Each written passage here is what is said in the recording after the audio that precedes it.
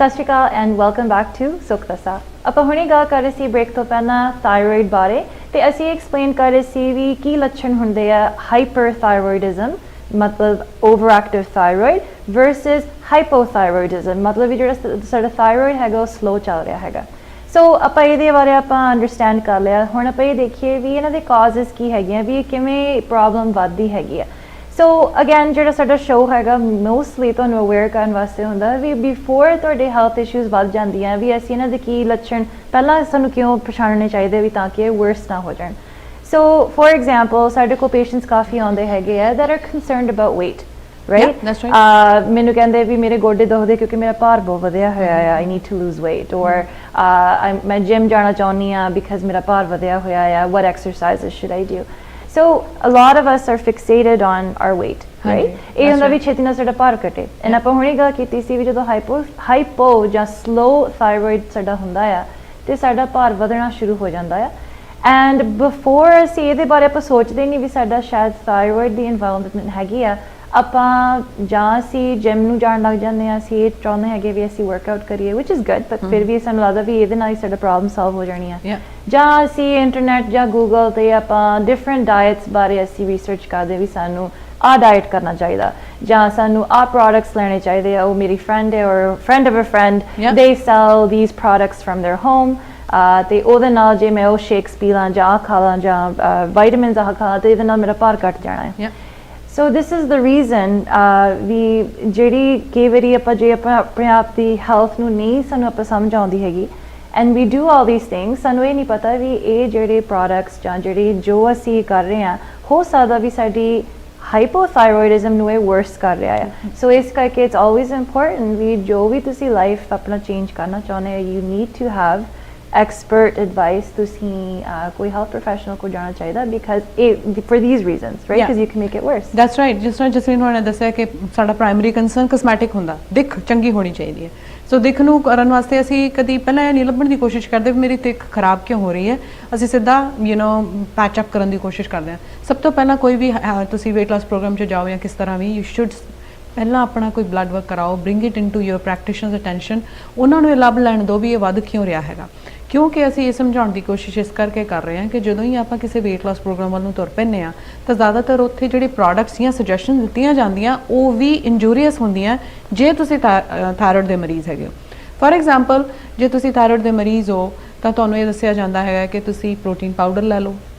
ਤੁਹਾਨੂੰ ਨਹੀਂ ਪਤਾ ਕਿ ਤੁਸੀਂ ਥਾਇਰੋਇਡ ਦੇ ਮਰੀਜ਼ ਹੋ, ਤੁਸੀਂ ਜਾ ਕੇ ਸਿਰਫ ਸਿੱਧਾ weight loss program ਨਾਲ ਕੰਸਲਟ ਕੀਤਾ। ਉਸੇ ਤਰ੍ਹਾਂ ਅਸੀਂ ਪ੍ਰੋਟੀਨ ਮੀਲ ਰਿਪਲੇਸਮੈਂਟ ਸ਼ੇਕਸ ਲੈਣਾ ਸ਼ੁਰੂ ਕਰ ਦਿੰਦੇ ਹਾਂ ਜਾਂ ਪ੍ਰੋਟੀਨ ਬਾਰਸ ਲੈਣਾ ਸ਼ੁਰੂ ਕਰ ਦਿੰਦੇ ਹਾਂ। ਤੇ ਕਈ ਵਾਰੀ ਇਹ ਵੀ ਹੁੰਦਾ ਆਪਾਂ ਵੈਜੀਟੇਰੀਅਨ ਹਾਂ, ਆਪਾਂ ਜਾ ਕੇ ਦੱਸ ਦਿੰਦੇ ਹਾਂ ਵੀ ਅਸੀਂ ਵੀਗਨ ਅਸੀਂ ਵੈਜੀਟੇਰੀਅਨ ਹਾਂ। ਸੋ ਵੈਜੀਟੇਰੀਅਨ ਹੋਣ ਕਰਕੇ ਮੈਨੂੰ ਤੁਸੀਂ ਪਲੀਜ਼ ਐਨੀਮਲ ਸੋਰਸ ਪ੍ਰੋਟੀਨ ਨਾ ਦਿਓ, ਪਲਾਂਟ ਸੋਰਸ ਦਿਓ। ਪਲਾਂਟ ਸੋਰਸ ਦੇ ਅੰਦਰ ਫਿਰ ਜ਼ਿਆਦਾਤਰ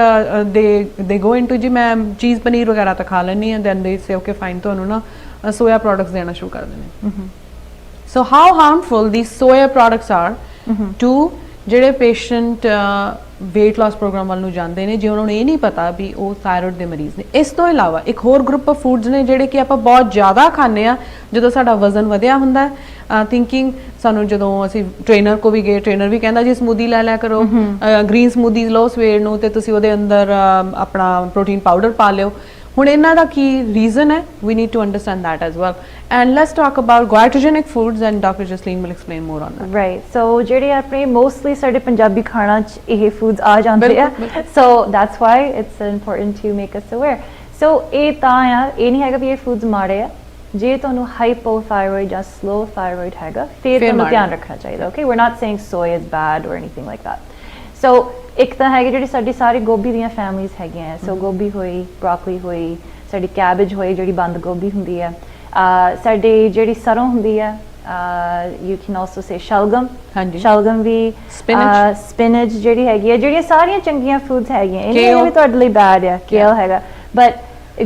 ਇਹ ਜੇ ਤੁਹਾਨੂੰ ਸਲੋ ਥਾਇਰੋਇਡ ਹੈਗਾ ਆ ਦੈਨ ਇਹ ਜਿਹੜੇ ਫੂਡਸ ਹੈਗੀਆਂ ਆ ਇਹ ਜਿਹੜੀ ਸਾਡੀ ਆਇਓਡਾਈਨ ਹੁੰਦੀ ਆ ਉਹਨੂੰ ਬਲੌਕ ਕਰਦੀ ਹੈ। ਸਾਡੇ ਥਾਇਰੋਇਡ ਨੂੰ ਆਇਓਡਾਈਨ ਦੀ ਜ਼ਰੂਰਤ ਹੈਗੀ ਹੈ ਵੀ ਤਾਂ ਕਿ ਸਾਡੇ ਹਾਰਮੋਨਸ ਥਾਇਰੋਇਡ ਹਾਰਮੋਨਸ ਬਣਨ। ਓਕੇ, ਸੋ ਜੇ ਅਸੀਂ ਫੂਡ ਦੇ ਜ਼ਿਆਦਾ ਆਪਾਂ ਅਮਾਊਂਟ 'ਚ ਖਾਂਦੇ ਹਾਂ ਆਇਓਡੀਨ ਨੂੰ ਬਲੌਕ ਕਰਕੇ and we don't get those hormones ਫਿਰ ਮਤਲਬ ਜਿਹੜੇ ਸਾਡਾ ਹਾਈਪੋਥਾਇਰੋਇਡਿਜ਼ਮ ਉਹ ਹੋਰ ਵਰਸ ਵੀ ਹੁੰਦੀ ਖਰਾਬ। ਜਾਂਦੀ ਹੈ That's ਸੇਮ ਵਿਦ ਜਿਹੜੇ ਸੋਏ ਪ੍ਰੋਡਕਟਸ ਜਿਹੜੀ ਮੂੰਗਫਲੀ ਹੁੰਦੀ ਹੈ ਉਹ ਵੀ ਗੋਇਟਰੋਜੈਨਿਕ ਫੂਡ ਹੁੰਦੀ ਹੈ ਹਾਂਜੀ। So that's something to know ਇੱਕ ਚੀਜ਼ ਹੋਰ ਹੈਗੀ ਹੈ ਕਿ ਜਿਹੜੇ ਗੋਇਟਰੋਜੈਨਿਕ ਫੂਡ ਨੇ ਇਹ ਨਹੀਂ ਹੈ ਕਿ ਹਾਈਪੋਥਾਇਰੋਇਡਿਜ਼ਮ ਵਾਲੇ ਪੇਸ਼ੈਂਟ ਇਹਨਾਂ ਨੂੰ ਬਿਲਕੁਲ ਨਹੀਂ ਲੈ ਸਕਦੇ ਤੁਸੀਂ ਇਹਨਾਂ ਨੂੰ ਰॉ ਫਾਰਮ 'ਚ ਨਹੀਂ ਲੈ ਸਕਦੇ ਕੱਚਾ ਨਹੀਂ ਖਾ ਸਕਦੇ ਕਿਉਂਕਿ ਆਪਾਂ ਇਹ ਵੀ ਹੁੰਦਾ ਨਾ ਕਿ ਜਦੋਂ ਵਜ਼ਨ ਘਟਾਉਣਾ ਚਾਹੁੰਦੇ ਤਾਂ ਸੈਲਡਸ ਵੱਲ ਆ ਜਾਂਦੇ ਆ ਸਮੂਦੀਜ਼ ਵੱਲ ਆ ਜਾਂਦੇ ਆ ਸੋ ਕੱਚਾ ਇਹਨਾਂ ਨੂੰ ਨਹੀਂ ਖਾ ਸਕਦੇ ਸਟੀਮ ਕਰ ਸਕਦੇ ਕੁੱਕ ਕਰ ਸਕਦੇ ਹੋ ਫਿਰ ਇਹ ਤੁਹਾਡੇ ਲਈ 50% ਚੰਗੇ ਨੇ ਭਾਵੇਂ ਨਹੀਂ ਇਹ ਬਿਲਕੁਲ ਕੱਢ ਦਿਓ 50% ਫਿਰ ਵੀ ਇਹਨਾਂ ਨੂੰ ਕੰਜ਼ਿਊਮ ਕਰ ਸਕਦੇ ਇਹਦਾ ਮਤਲਬ ਕੁੱਕ ਫਾਰਮ ਦੇ ਵਿੱਚ ਇਹਨਾਂ ਦੀ ਮਾਤਰਾ ਜਿਹੜੀ ਹੈ ਤੁਸੀਂ ਕਿਸੇ 50% ਘਟਾ ਕੇ ਲੈ ਸਕਦੇ ਹੈਗੇ ਹੋ ਇਹ ਤਾਂ ਆਪਾਂ ਗੱਲ ਕੀਤੀ ਗੋਇਟਰੋਜੈਨਿਕ ਫੂਡ ਖੁਰਾਕ ਵੀ ਮੇਰੇ ਥਾਇਰਾਇਡ ਨੂੰ ਹਰਟ ਕਰ ਸਕਦੀ ਕਈ ਵਾਰੀ ਇਹ ਵੀ ਹੁੰਦਾ ਖੁਰਾਕ ਕਾਰਨ ਵੀ ਬਣ ਸਕਦੀ ਹੈ ਇਹੀ ਕਾਰਨ ਜਿਵੇਂ ਕਿ ਕਈ ਫੀਮੇਲਸ ਦਾ ਵਜ਼ਨ ਵੈਸੇ ਵੱਧ ਰਿਹਾ ਹੈ ਜਾਂ ਫਿਰ ਕਈ ਫੀਮੇਲਸ ਦੇ ਅੰਦਰ ਲਾਸ ਆਫ ਆਇਰਨ ਹੈ ਆਇਰਨ ਦੀ ਘਾਟ ਹੈਗੀ ਹੈ ਡਾਕਟਰ ਨੇ ਦੱਸਿਆ ਤੁਹਾਡਾ ਆਇਰਨ ਘੱਟ ਹੈ ਤਾਂ ਆਪਾਂ ਫਿਰ ਇਹੀ ਚੀਜ਼ਾਂ ਕਰਦੇ ਇੰਟਰਨੈਟ 'ਚ ਪੜ੍ਹਦੇ ਆਇਰਨ ਕਿੱਦਾਂ ਵਧਾਉਣਾ ਫਿਰ ਇਹਨਾਂ ਸਮੂਦੀਜ਼ ਦੀ ਕੰਜ਼ੰਪਸ਼ਨ ਕਰ ਲੈਂਦੇ ਆ ਫਿਰ ਇਹ ਵੀ ਸਮੂਦੀਜ਼ ਡੇਲੀ ਬੇਸਿਸ ਤੇ ਲੈਣ ਨਾਲ ਵੀ ਮੇਰਾ ਥਾਇਰਾਇਡ ਇਫੈਕਟ ਹੋ ਸਕਦਾ ਸੋ ਇਸ ਕਰਕੇ ਕੋਈ ਵੀ ਖੁਰਾਕ that's why nutrition counselling is also very important nutrition ਕਿੱਦਾਂ ਦੀ ਲੈਣੀ ਕਿੱਦਾਂ ਦੀ ਨਹੀਂ ਲੈਣੀ ਤੁਹਾਡੇ ਕੇਸ ਦੇ ਅੰਦਰ ਇਸ ਬਾਰੇ ਵੀ ਪ੍ਰੋਪਰ ਜਾਣਕਾਰੀ ਲੈਣਾ ਜ਼ਰੂਰੀ ਹੈ ਔਰ ਇਸ ਚੀਜ਼ ਦੀ ਵੀ ਖੁੱਲੀ ਜਾਣਕਾਰੀ ਜਾਂ ਓਪਨ ਕੰਸਲਟੇਸ਼ਨ ਅਸੀਂ ਕਲੀਨਿਕ ਦੇ ਵਿੱਚ ਕਰਦੇ ਹਾਂ ਜਿਸ ਲਈ ਤੁਸੀਂ ਕਲੀਨਿਕ ਦਾ ਸੰਪਰਕ ਕਰ ਸਕਦੇ ਹੈਗੇ ਹੋ ਸੋ ਆਪਾਂ ਦੋ ਫੈਕਟਰ ਗੱਲ ਕੀਤੀ ਵੀ ਥਾਇਰਾਇਡ ਜਿਹੜਾ ਹੈ ਆਇਰਨ ਲੋ ਹੋਣ ਕਰਕੇ ਇਹਨਾਂ ਖੁਰਾਕਾਂ ਲੈਣ ਨਾਲ ਵੀ ਹੋ ਜਾਂਦਾ ਜਾਂ ਫਿਰ ਥਾਇਰਾਇਡ ਕਰਕੇ ਵਧਿਆ ਹੋਇਆ ਵਜ਼ਨ ਆਪਾਂ ਇਹਨਾਂ ਖੁਰਾਕਾਂ ਨੂੰ ਲੈ ਕੇ ਹੋਰ ਵੀ ਥਾਇਰਾਇਡ ਨੂੰ ਖਰਾਬ ਕਰ ਲੈਂਦੇ ਹਾਂ ਦੂਸਰੇ ਪਾਸੇ ਇਹੀ ਖੁਰਾਕ ਉਹ ਪੇਸ਼ੈਂਟ ਜਿਸ ਦੇ ਅੰਦਰ ਹਾਈਪਰਥਾਇਰੋਇਡਿਜ਼ਮ ਹੈ ਜੇ ਉਹ ਵਧਾ ਲਵੇ ਤਾਂ ਉਸਦਾ ਥਾਇਰਾਇਡ ਕੰਟਰੋਲ 'ਚ ਆ ਜਾਂਦਾ ਕਿਉਂਕਿ ਇਹਨੇ ਤਾਂ ਉਹੀ ਕੰਮ ਕਰਨਾ ਜਿਵੇਂ ਕਿ ਆਇਓਡੀਨ ਬਲੌਕੇਜ ਦੀ ਗੱਲ ਕੀਤੀ ਹੈ ਸੋ ਇਟ ਵਿਲ ਹੈਲਪ ਜਿਹੜੇ ਜਿਨ੍ਹਾਂ ਦਾ ਹਾਈਪਰ ਹੈ ਵਜ਼ਨ ਬਹੁਤ ਘਟਦਾ ਜਾ ਰਿਹਾ ਉਹ ਸੁੱਕਦੇ ਜਾ ਰਹੇ ਨੇ ਤਾਂ ਉਹਨਾਂ ਨੂੰ ਇਹ ਖੁਰਾਕਾਂ ਲੈਣੀਆਂ ਚਾਹੀਦੀਆਂ ਨੇ ਜੇ ਉਹਨਾਂ ਨੇ ਦੇਖਿਆ ਕਿ ਉਹਨਾਂ ਦਾ ਥਾਇਰਾਇਡ ਹਾਈਪਰ ਹੈਗਾ ਨਾਓ ਇਹ ਇੱਕ ਗੱਲ ਕੀਤੀ ਹੈ ਕਿ ਕਾਹਦੇ ਕਰਕੇ ਥਾਇਰਾਇਡ ਹੁੰਦਾ ਦੈਟ ਇਜ਼ ਨਿਊਟ੍ਰੀਸ਼ਨ ਰੀਜ਼ਨ ਦੂਸਰਾ ਰੀਜ਼ਨ ਆ ਜਾਂਦਾ ਸਟਰਕਚਰਲ ਰੀਜ਼ਨ ਕੋਈ ਵੀ ਦਵਾਈ ਪ੍ਰਿਸਕ੍ਰਿਪਸ਼ਨ ਸ਼ੁਰੂ ਕਰਨ ਤੋਂ ਪਹਿਲਾਂ ਜੇ ਡਾਕਟਰ ਨੇ ਅੱਜ ਤੁਹਾਨੂੰ ਡਾਇਗਨੋਸ ਕੀਤਾ ਹੈ ਕਿ ਤੁਹਾਡਾ ਜੀ TSH ਲੈਵਲਸ ਜਿਹੜੇ ਨੇ ਉਹ ਹਾਈਪੋ ਜਾ ਰਹੇ ਨੇ ਤਾਂ ਸਿੱਧਾ ਪ੍ਰਿਸਕ੍ਰਿਪਸ਼ਨ ਸ਼ੁਰੂ ਕਰਨ ਤੋਂ ਪਹਿਲਾਂ ਇਹਨਾਂ ਸਾਰੇ ਪੱਖਾਂ ਨੂੰ ਧਿਆਨ 'ਚ ਦਿਓ ਖੁਰਾਕ 'ਚ ਚੇਂਜਸ ਲਿਆਓ ਦੂਸਰਾ ਹੈਗਾ ਆਪਣਾ ਅਲਟਰਾਸਾਊਂਡ ਕਰਾ ਕੇ ਫਾਈਂਡ ਆਊਟ ਕਰੋ ਕਿ ਕੀ ਮੇਰੇ ਥਾਇਰਾਇਡ ਦੇ ਅੰਦਰ ਕੋਈ ਗਲੈਂਡ ਕੋਈ ਗਿਲਟੀ ਤਾਂ ਨਹੀਂ ਹੈ ਜਿਸ ਨਾਲ ਮਾਲ ਫੰਕਸ਼ਨ ਹੋ ਰਿਹਾ ਹੈ ਥਾਇਰਾਇਡ ਚੰਗੀ ਤਰ੍ਹਾਂ ਕੰਮ ਨਹੀਂ ਕਰ ਪਾ ਰਿਹਾ ਕਿਉਂਕਿ ਉਹਨੇ ਹਿੱਸੇ ਦੇ ਅੰਦਰ ਜਿਹੜਾ ਉਹ ਗਿਲਟੀ ਹੋ ਗਈ ਹੈ ਉਸ ਨੋਡਿਊਲ ਦਾ ਟ੍ਰੀਟਮੈਂਟ ਕਰਨਾ ਜ਼ਰੂਰੀ ਹੈ ਸੋ ਐਜ਼ ਉਹ ਨੋਡਿਊਲ ਰਿਮੂਵ ਹੋ ਜਾਏਗਾ ਟ੍ਰੀਟ ਹੋ ਜਾਏਗਾ ਤਾਂ ਤੁਹਾਡਾ ਥਾਇਰਾਇਡ ਫੰਕਸ਼ਨ ਇੰਪਰੂਵ ਹੋ ਸਕਦਾ ਇਹ ਚੀਜ਼ ਵੀ ਅਸੀਂ ਹੋਮਿਓਪੈਥਿਕਲੀ ਕਰ ਸਕਦੇ ਹਾਂ ਹੋਮਿਓਪੈਥੀ 'ਚ ਬਹੁਤ ਅੱਛੀਆਂ ਦਵਾਈਆਂ ਨੇ ਜਿਹੜੀਆਂ ਥਾਇਰਾਇਡ ਦੇ ਨੋਡਿਊਲ ਨੂੰ ਰਿਮੂਵ ਕਰਦੀਆਂ ਹੈਗੀਆਂ third reason is the emotional reason right and I think that is also very important Yeah, yeah. ਕਿ ਇਮੋਸ਼ਨਲੀ ਆਲਸੋ ਕਈ ਵਾਰੀ ਇਹ ਹੁੰਦਾ ਫੀਮੇਲ ਜਿਹੜੀ ਹੈ ਜਾਂ ਮੇਲ ਕੋਈ ਵੀ ਕਿਸੇ ਵੀ ਤਰ੍ਹਾਂ ਦੇ ਸਟ੍ਰੈਸ ਵਰੀ ਟੈਨਸ਼ਨ ਐਂਜ਼ਾਈਟੀ ਘਬਰਾਹਟ ਜਾਂ ਘਰੋਂ ਦੂਰ ਜਾਣਾ ਜਾਂ ਬਹੁਤ ਵਾਰੀ young girls I have seen teenagers ਜਾਂ 18-19 ਸਾਲ ਦੇ ਬੱਚੇ ਜਿਹੜੇ ਕਿ ਰੀਸੈਂਟਲੀ ਯੂਨੀਵਰਸਿਟੀ ਜਾਂਦੇ ਨੇ ਤੇ ਉਸ ਤੋਂ ਬਾਅਦ ਜਦੋਂ ਵਾਪਸ ਆਉਂਦੇ ਨੇ ਉਹਨਾਂ ਦੀ ਬਾਡੀ ਚੇਂਜ ਹੋਈ ਹੁੰਦੀ ਹੈ ਫਿਜ਼ੀਕਲੀ ਵਜ਼ਨ ਵਧਿਆ ਹੁੰਦਾ ਹੈ ਮੈਂਸਟਰਲ ਸਾਈਕਲ ਸਪਰੈਸ ਹੋਇਆ ਹੁੰਦਾ ਹੈ ਐਂਡ ਦੈਨ ਜੇ ਬਲੱਡ ਵਰਕ ਕਰਾਇਆ ਜਾਵੇ ਤਾਂ ਥਾਇਰਾਇਡ ਜਿਹੜਾ ਹਾਈਪੋ ਹੋਇਆ ਹੁੰਦਾ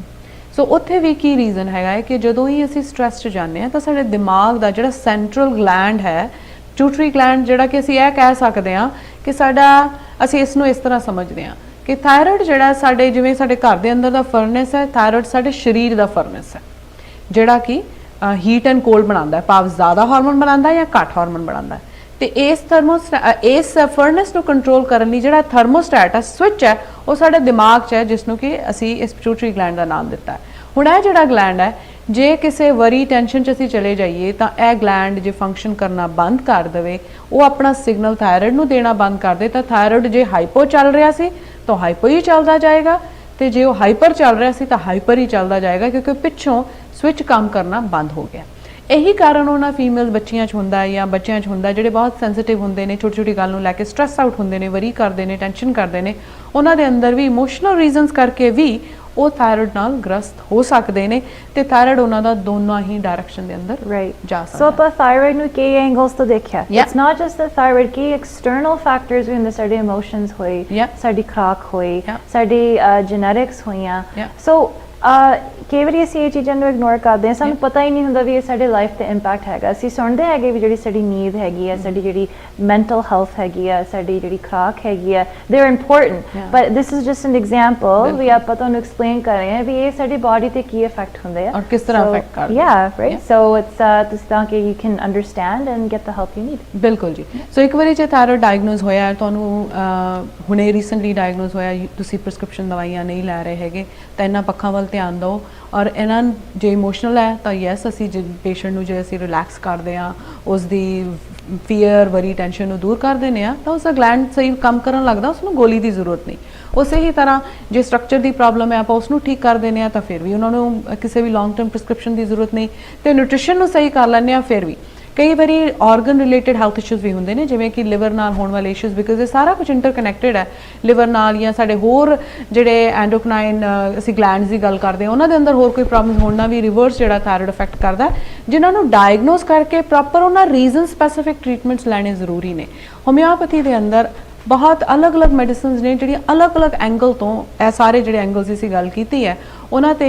ਪੇਸ਼ੈਂਟ ਨੂੰ ਅਸਰ ਕਰਕੇ ਔਰ ਕਾਰਨ ਨੂੰ ਦੂਰ ਕਰਕੇ ਤੁਹਾਡੇ ਥਾਇਰੋਇਡ ਨੂੰ ਬੈਲੈਂਸ ਕਰ ਸਕਦੀ ਹੈ, ਤਾਂ ਕਿ ਪ੍ਰਿਸਕ੍ਰਿਪਸ਼ਨ ਦਵਾਈ ਦੀ ਜ਼ਰੂਰਤ ਨਾ ਰਵੇ, ਜਾਂ ਫਿਰ ਆਹਿਸਤਾ ਆਹਿਸਤਾ ਤੁਹਾਡੀ ਜਿਹੜੀ ਹੈ ਫੰਕਸ਼ਨਿੰਗ ਆਫ ਥਾਇਰੋਇਡ ਨੂੰ ਇੰਪਰੂਵ ਕਰਦੀ ਹੈਗੀ ਹੈ। ਜੇ ਹਾਈਪੋ ਹੈ ਤਾਂ ਉਸਨੂੰ ਇੰਪਰੂਵ ਕਰਦੀ ਹੈ ਕਿ ਉਹ ਫੰਕਸ਼ਨ ਕਰੇ, ਹਾਈਪਰ ਹੈ ਤਾਂ ਉਸਨੂੰ ਘਟਾਉਂਦੀ ਹੈ, ਤਾਂ ਕਿ ਫਿਰ ਤੁਹਾਡੀ ਪ੍ਰਿਸਕ੍ਰਿਪਸ਼ਨ ਦਵਾਈ ਵੀ ਆਹਿਸਤਾ ਆਹਿਸਤਾ ਘਟਦੀ ਹੈਗੀ ਹੈ। ਇੱਕ ਚੀਜ਼ ਹੋਰ ਹੈਗੀ ਹੈ, ਕਿਉਂਕਿ ਅਸੀਂ ਹਰ ਅਲੱਗ ਐਂਗਲ ਤੋਂ ਤੁਹਾਨੂੰ ਜਿਹੜਾ ਹੈਲਪ ਦੇਣ ਦੀ ਕੋਸ਼ਿਸ਼ ਕਰਦੇ ਹਾਂ।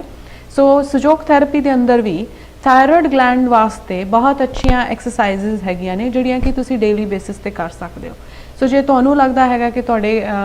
ਥਾਇਰੋਇਡ ਜਿਹੜਾ ਅੰਡਰ ਐਕਟਿਵ ਜਾਂ ਓਵਰ ਐਕਟਿਵ ਹੈਗਾ, ਤਾਂ ਇੱਕ ਤਾਂ ਹੈਗਾ ਕਿ ਦਿਸ ਇਜ਼, ਅਸੀਂ ਅੱਗੇ ਵੀ ਸਮਝਾਇਆ ਕਿ ਸਾਡੀ ਬਾਡੀ ਜਿਹੜੀ ਹੈ ਉਹ ਅਲੱਗ-ਅਲੱਗ ਪ੍ਰੈਸ਼ਰ ਪੁਆਇੰਟਸ ਨੂੰ ਕੋਰਸਪੌਂਡ ਕਰਦੀ ਹੈ ਸਾਡੇ ਹੱਥਾਂ ਦੇ ਉੱਤੇ। ਸੋ ਇਹ ਸਾਡਾ ਹੱਥ ਸਿਰ ਹੈਗਾ ਤੇ ਇਹ ਨੈਕ ਹੈਗੀ ਹੈ। ਸੋ ਨੈਕ ਦੇ ਇਸ ਹਿੱਸੇ ਨੂੰ ਅਸੀਂ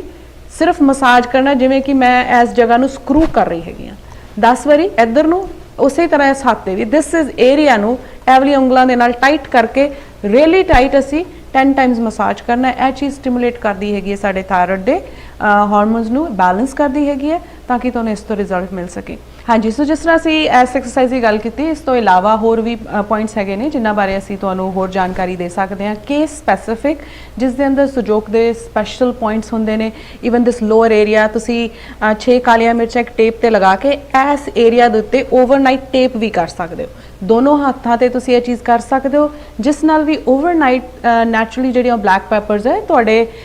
ਥਾਇਰੋਇਡ ਨੂੰ ਸਟਿਮੂਲੇਟ ਕਰਦੀਆਂ ਰਹਿੰਦੀਆਂ, ਤੇ ਚਾਹੇ ਉਹ ਅੰਡਰ ਜਾਂ ਓਵਰ ਐਕਟਿਵ ਹੋਵੇ, ਕੰਟਰੋਲ 'ਚ ਆ ਸਕਦਾ ਹੈਗਾ। ਸੋ ਆਸ ਕਰਦੇ ਹਾਂ ਅੱਜ ਦਾ ਪ੍ਰੋਗਰਾਮ ਕਾਫੀ ਇਨਫੋਰਮੇਟਿਵ ਲੱਗਾ ਹੋਏਗਾ। ਜੇ ਘਰ ਦੇ ਵਿੱਚ ਕੋਈ ਵੀ ਜੀ ਥਾਇਰੋਇਡ ਨਾਲ ਗ੍ਰਸਤ ਹੈ, ਤਾਂ ਤੁਸੀਂ ਕਲੀਨਿਕ ਦਾ ਸੰਪਰਕ ਕਰ ਸਕਦੇ ਹੋ, so that we could bring you out of this health issue. ਇਹ ਲੱਭਦੇ ਹੋਏ ਕਿ ਤੁਹਾਡੇ ਪਰਟੀਕੁਲਰ ਕੇਸ ਦੇ ਅੰਦਰ ਕੀ ਕਾਰਨ ਹੈ ਤੇ ਕਿਉਂ ਤੁਸੀਂ ਹਾਈਪਰਥਾਇਰੋਇਡਿਕ ਹੋ। ਫੀਮੇਲਸ ਦੇ ਅੰਦਰ ਵੀ ਜੇ ਹਾਈਪਰਥਾਇਰੋਇਡਿਜ਼ਮ ਦੇ ਨਾਲ ਮੈਂਸਟਰੂਅਲ ਇਰੈਗੂਲੈਰਿਟੀ ਹੈ, ਜਾਂ ਮੈਂਸਸ ਇਰੈਗੂਲਰ ਹੋ ਗਏ, ਸਪਰੈਸ ਨੇ ਨਹੀਂ ਆ ਰਹੇ ਹੈਗੇ, ਵਜ਼ਨ ਵੱਧ ਰਿਹਾ ਹੈਗਾ, ਫੇਸ਼ੀਅਲ ਹੇਅਰ ਹੋ ਰਹੇ ਨੇ, ਤਾਂ ਉਹ ਵੀ ਕਾਰਨ ਥਾਇਰੋਇਡ ਹੋ ਸਕਦਾ ਹੈ। ਸੋ ਇਹਨਾਂ ਸਾਰੇ ਕਾਸਿਆਂ ਲਈ ਹੋਰ ਜਾਣਕਾਰੀ ਲਈ ਸੁਜੋਗ ਹੋਮਿਓ ਕਲੀਨਿਕ ਦਾ ਸੰਪਰਕ ਕੀਤਾ ਜਾ ਸਕਦਾ ਹੈ। ਹੋਰ ਜਾਣਕਾਰੀ ਲਈ ਤੁਸੀਂ ਕਲੀਨਿਕ ਦਾ ਸੰਪਰਕ ਕਰ ਸਕਦੇ ਹੋ, ਜਿੱਥੇ ਸਪੈਸੀਫਿਕ